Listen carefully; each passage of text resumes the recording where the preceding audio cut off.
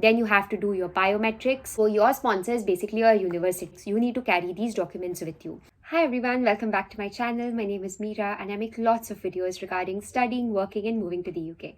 If this is your first time coming to my channel, don't forget to subscribe because I make lots of informational content and I'm sure that it will help you. If you are planning to come to the UK on a student visa to study and you're really confused and concerned about the visa application process, this video is just for you. Make sure you watch the video till the end because in this video, I'm going to show you my visa application form that I filled in when I was coming to the UK on a student visa. I came to the UK about a year ago and I was coming to the UK for studying. Hence, I needed a student visa. And before applying for the student visa, I was really concerned because everybody has a fear that the visa might get rejected and it might be delayed for you to go to the UK to study. In this video, I'm going to show you my entire visa application form and everything that I had filled in, which helped me get a student visa without any rejections within just 1 week of my application. So, when you search apply for UK student visa on Google, this is the first site that comes up, which is applying for the student visa. When you come over here, you can see the course, the money you need, the documents you'll need to apply, and today we are coming over here on this part, which is applying online. In today's video, we are assuming that you're applying for this student visa from outside the UK. When you come below, you'll see this Start Now button. Now I'll go over to the screen which has the form which I used for applying. So, when you come over here, you can see all the details. The first one is applicant name. You need to enter your name. There will be a unique application number. You need to enter your passport number, your country of nationality, your date of birth, gender, date of the application, this will be by default. Then the type of visa that you're applying for, which is a student visa. Then the CAS number. So this CAS number will be given to you by your university. Once you have gotten your offer letter, after a few weeks pass by and you have accepted the offer, you have paid the deposit to the university generates a CAS number, which is a unique number, and this is very important for your visa application. So you will get that CAS number mostly over email. You can take that number and you can put it over here. The next option is a service option. This is either standard or fast track. So if you take a standard visa, it will take up to 3 weeks to get it. But if you choose a fast track visa, you can get the service very immediately and you can get a visa on a priority basis. My suggestion is to opt for the standard method unless you are really late in your visa application process and some other issues had come up for you and now you have very less time to actually travel to the UK. Only in that case, I suggest you to opt for the fast track visa, or else the standard visa is good. They get back fast. It doesn't take way too much time. Then you can see the total fee of the application. The submission method would be online. There would be a reference number. You need to enter your contact email and the language. Coming down to your personal information, they will ask you for your email address. They will ask you any travel information in which they ask that are you planning to travel as a part of an organized group, or if you have any partner, spouse, dependent, you need to answer that accordingly. The date you plan to arrive in the UK, you can give an approximate date. If you have gotten any scholarship for sure and you have evidence of that, make sure you put in the amount over here after the scholarship because this is what your course fees is going to be. In my case, I had a scholarship, so I have subtracted the scholarship amount from my tuition fees of the course and then I've put it over here. Then they will ask, have your parents or legal guardians paid any of your course fees? So it could be yes, it could be no. Then they would ask you how much you've been paid. In most cases, this is going to be the deposit amount because when you're applying for your visa application, the only part of your tuition fees which would already be paid is your deposit amount for the course. So that's what you would have to enter over here. Then when you come down, you can see that how can you prove this amount has been paid? My sponsor has confirmed the information on my CAS. So this basically means after you have paid the deposit to the university, they will give you some sort of receipt or a confirmation that they have received your deposit. So they take this information and they update it on your CAS. So you can choose this option. Then they ask you, have your parents or legal guardians paid any amount for your accommodation? If your accommodation is already booked, you've paid the deposit, you can choose yes if your guardians or parents have paid it for you, and if they haven't, you can choose no. Then you have to write the name of your sponsor institution. This would be your university because the university is the one which is sponsoring the student visa for you. Then you need to enter Other details such as the qualification you'll get would be mentioned in your course details on the official university website, the course name, the start and end date of the course. Then all of these details you can get from the official university website. Personal information, write down your name. Then they will ask you, have you been known by any other name before? Then they would ask you if this email address you had entered previously belongs to you, and if you have any other email addresses. They will ask you more details of your relationship status, your country, your gender, and so on. When you scroll down, you can see they will ask you the country of birth, place of birth, date of birth, if you have any valid national identity card. Then, do you hold any other citizenship other than the country you have been born in? After that, you need to enter the address you've been living at, and you have to also confirm if this is a correspondence address. They will ask you how long you've lived at this address and the ownership status of your home. Then coming down, you have to provide a telephone number. After all of these details, you can choose if you want to be contacted by SMS or telephone calls or both. Coming below, you can see they will ask you about your passport details. So it will be your passport number, any dependent details. So that basically means that does anyone rely on your financial support, and are you traveling with those or not? So this was no in my case. Then coming down to parents' details, they'll ask you details about your mother and father or either of them, and you can write the names, their date of birth, country of nationality, and you have to also write if they've always held this nationality.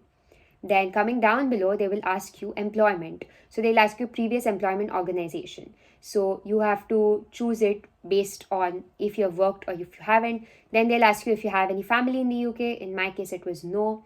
Then they will ask you, do you know where you're going to be staying in the UK? So you have to choose yes, because it is expected by the time you apply for a visa, you have sorted out your accommodation needs. You have probably booked in an accommodation, paid some deposit, put your place down. So you have to choose yes for this. Then they will ask you the address of where you will be living. They will ask you your travel history. So they will ask, have you been issued a UK visa in the past 10 years? So you can choose yes or no accordingly. And if you have ever been in the UK in the past 10 years, again, you can choose yes or no accordingly. Then coming down here, they will ask you a bunch of questions. If you have done something illegal or gotten into UK in any wrong manner, you can put no for that. Then they'll ask you, have you either been refused a visa, either UK or somewhere else? You can choose yes or no based on what it has been for you. Then coming down below, this is an important part because they will ask you your travel history. In this, they will ask you how many times have you visited the below places in the past 10 years.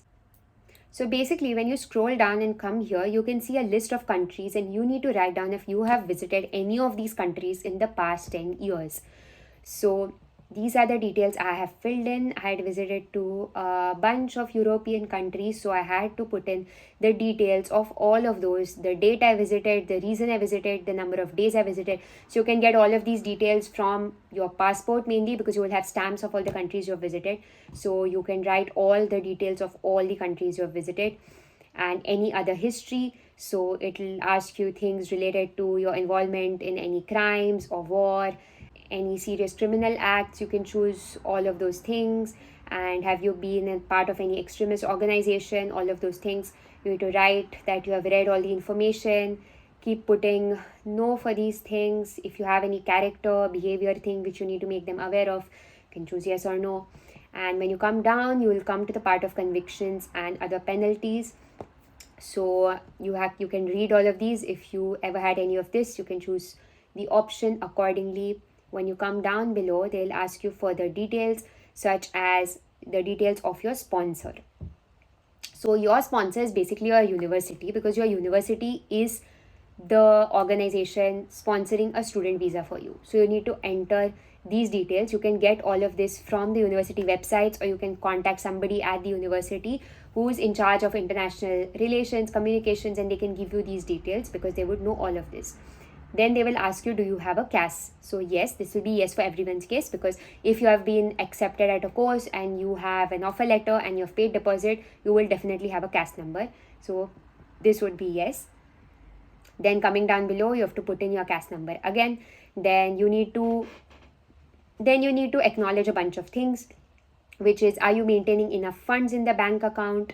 Are you receiving money from any other financial sponsor? We have to enter those details. It will be different for everybody.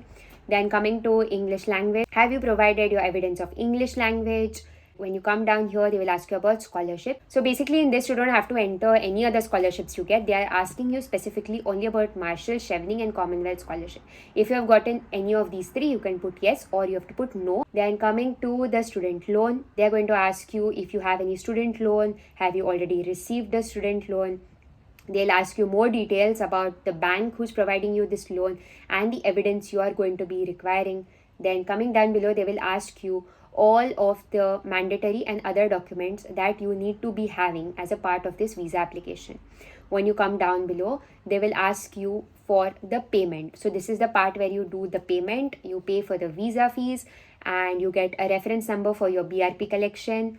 So by the end of 2024, UK has stopped a physical BRP card. It has been changed into e-visa, so the forms might have changes accordingly. But when I had applied for a student visa, we used to have a physical identity card called the BRP, and they gave a reference number for it and the location from where we had to collect it. Then coming down below, I had chosen standard service because I applied quite early for the visa and I didn't have much hurry to choose fast track. Coming below, you will also have a IHS reference number because over here above, when you made the payment for your visa application, you also had to pay for IHS, which is the Immigration Health Surcharge, which is for all of the healthcare costs in the UK for the 1 year that you're going to be staying there. So it is approximately £1,000 currently. After you've made that payment, you will get a reference number and you need to enter that reference number over here. Then they will ask you your application fee, which is approximately 40,000. It was 40,000 when I applied for it. It might have been increased recently. I'm not too sure about that. You can get the details when you're applying for the visa. And when you come down below, you will see consent. You have to choose, I confirm and accept all these conditions. And when you come down, you will see a declaration. You need to sign off it and acknowledge anything. And after acknowledging everything, you can just click the submit button. I hope this video was helpful because in this video I've shown the entire visa application process. I hope you got an idea about the visa cost, the immigration cost, and how you need to make this payment while you are applying for the visa itself. They will also give you a list of documents that you need to have, and when you go to the visa center for doing your biometrics, you need to carry these documents with you. Carry all of the original documents they are mentioning in this and also have photocopies of these, and then visit the visa appointment center. Make sure you go to the visa appointment center on time and on the correct date and time of your appointment. Make sure you get there early because you're already going to be quite nervous about the whole process. So make sure you get there before time and you're all comfortable and settled. Once you go to the visa center, they're just going to make sure all your documents are right. They're going to take photocopies of their own, verify all your documents. Then you have to do your biometrics. And after that, they will ask you a couple of questions. Make sure you have all the information about where you're going to study, what you're going to study, where you're going to be living. I hope this video was really helpful for all of you. Make sure to subscribe to my channel because I make lots of other informational videos about studying in the UK, moving here and working over here. Thank you and see you next time.